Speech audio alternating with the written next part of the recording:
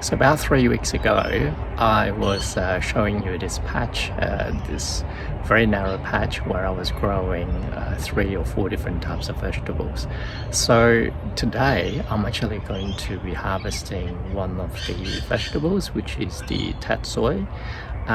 It's a type of, from the brassica family. And the reason why I'm harvesting it is because it's ready, and it's told me that it's ready.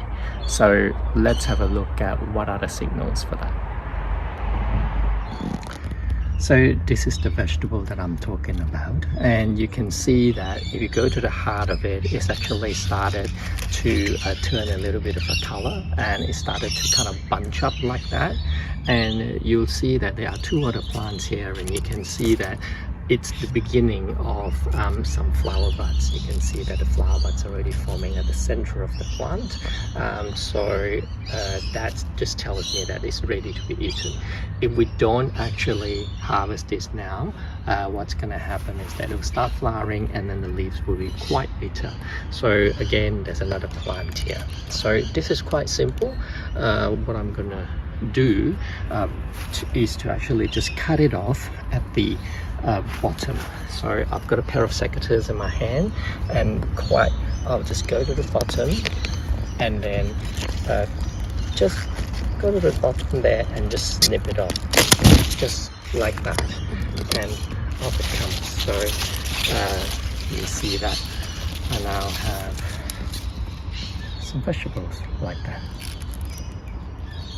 and then that will be about 4 or 5 bunches, and that will be good enough for a stir-fry veggies. So let me harvest all of that, and we can see what we're going to do with it. Okay, so you can see I've harvested a very nice bunch here. So that's quite a bit. Yeah. So what I was going to add before was also that since I've actually harvested the vegetable, it means that I've left space between the radicule, and as you can see, the radicule is actually coming up. They have turned a beautiful color, and you can see that it's actually forming into a little bunch. And me having actually cleared the space means that they have more space to grow, and they will be harvestable perhaps in another month or so. And the leaves are already starting to grow, so it won't be long before we can actually make some harvest by just taking off the leaves. And while I'm here, I'll just show you how much the carrots have actually grown, and they're growing really well. And with the snow peas that are actually occupying the vertical space, some of them are already showing flowers. So as you can see, they're already showing a couple of flowers here in the at the top of the snow peas. And if we go down to where the carrots are, let me just show you what is actually happening below ground. So I'm just going to scratch away some of this soil and mulch just to show you how the carrots are actually forming. So you can see that's actually the carrots there.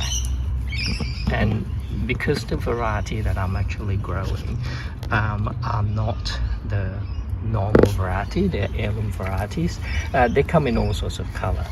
So I'm just going to cover that back now, and then perhaps in another few weeks we might be able to pull up some baby carrots for harvest. So stay tuned.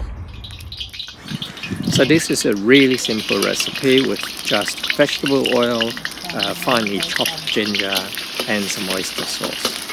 What you can do is heat up the vegetable oil, and then put in the finely chopped ginger, and then just fry it a little bit till it's fragrant, and then you add in your vegetables. And just make sure that when you add it in, that it's actually small pieces. If they're too big, just cut them in half or something, or separate the stem from the leaves. And make sure that you actually stir it through so that the oil coats a lot of the leaves, and also you want to keep stirring the vegetable because you don't want them to burn. on the one side while others are not burnt at all. So what you want to do is just keep stirring. Make sure that every piece of leaf is coated with some of the oil, and then what you can do next is then add on the oyster sauce. Now the amount of oyster sauce to be added is dependent on how much you're actually cooking.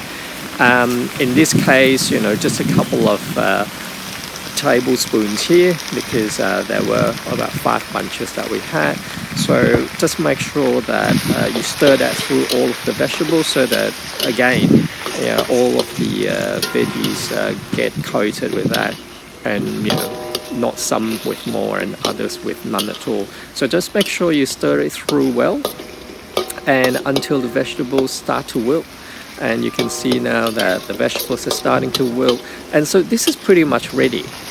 And you can see that there's also some liquid, and that liquid is just from the vegetables itself. We haven't actually added any water or any sort of stock at all, and this is now pretty much done.